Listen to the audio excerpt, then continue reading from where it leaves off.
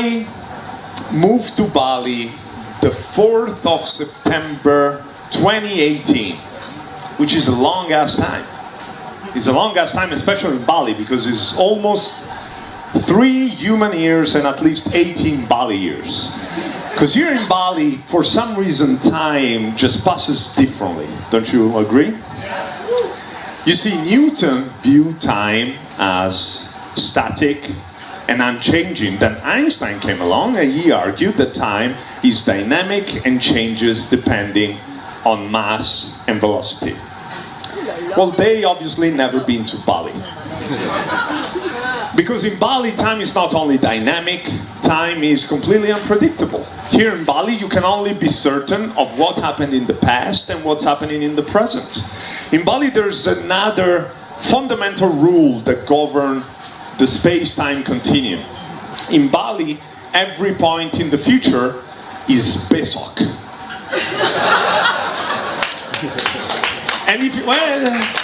And if you don't know what besok means, just ask a Balinese to fix your air conditioning tomorrow at exactly 1 p.m.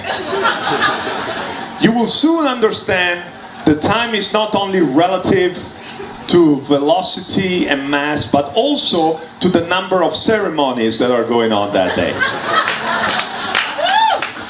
Now, the thing is this, in Bali, not only time works differently, people also work differently in Bali. Let me rephrase that. People in Bali don't work. But if you ask them, the answer is always the same. Oh my God, I'm so busy. I can't even. You're like, you can't even what, motherfucker? And they're like, for example, yesterday, I woke up at 11. I went with my girl to have a smoothie bowl. Then we jumped into the sauna. After I was so tired that I had to get a massage. I felt exhausted, so I had to take a nap. When I woke up, I did my nails, and to reward myself, I went to the beach to watch the sunset. I don't even know why I left the corporate world to live like this. I guess it's my nature. I'm a hashtag hustler. But I did book 3 days in Lemongam because I need to relax.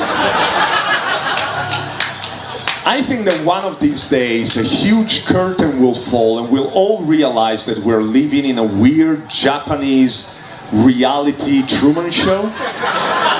But instead of Truman, the protagonist is Natasha, who's a Russian influencer who doesn't believe in masks and think that breathwork can fix her daddy issues. Because that's the thing.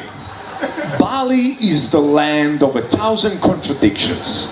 You know, Bali is a tropical island where people from all over the world come either to stay in Canggu, where the beaches sucks, or to stay in Ubud, where you wear the jacket more often than in London. Bali makes no sense. It's full of successful crypto investors, but when a cafe charges for water, you guys lose your shit.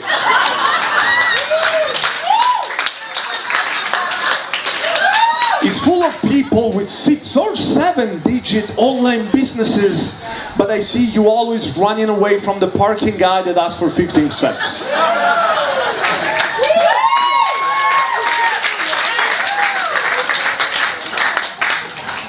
It's full of people that believe that it's stupid and uneducated to believe in any god. But you do believe in crystals. And you shower yourself with sage, and then you post stories on Instagram that are like, oh my God, this is so Scorpio. Bali makes no sense if you think about it. It's full of relationship coaches that haven't talked to their family for years and have more chlamydia than a gay koala.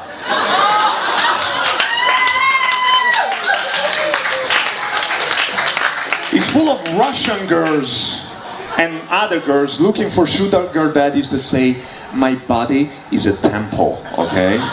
Because what they really mean is that in order to get in, you need to give an offering. I think you should be more precise and say, my body is a theme park because you have to be this rich to ride. Oh, you got it on just now. Thank you. Thank you, Renard. I appreciate it. I appreciate it. Just helping you, telling me to help.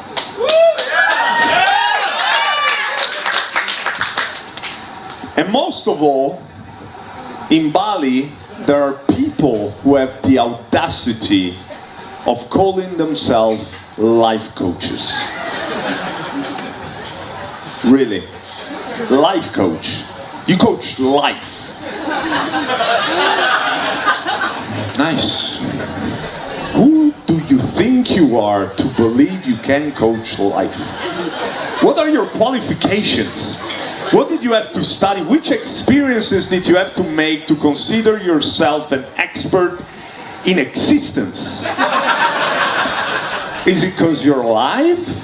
Or is it because you took a 2 weeks courses from a coach's coach who focuses on marketing and sales strategies for people who are going through a rough time and have low self-esteem? This is true talk, it's not fucking comedy. This is true talk. Now, but Christian, life coaching means a different thing. Then fucking call it a different thing. Alright? Isn't a staple of life coaching saying to your clients that words carry a specific weight? That's why you make them do those affirmations in the morning and have to be in present tense? Then why do you call yourself a combination of words that make no sense? Because it's unattainable by anybody. Especially you little arrogant 21 years old upper class daddy's boy who never had to work a day in his fucking life.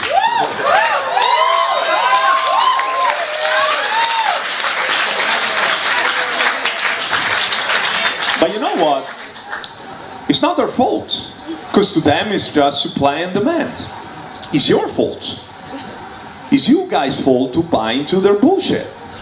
Because if you believe in a guy who says he's a life coach, not a business coach, not a fitness coach, not a breathwork coach, but a life coach. If you believe in a guy that says that, it's like believing that in Komodo there are real dragons. See what I'm saying? I mean, they can call themselves that, but we all know that they're just huge, venomous, dangerous animals. And the ones in Komodo are just big ass lizards. My name is Chris, and I'm not your fucking coach.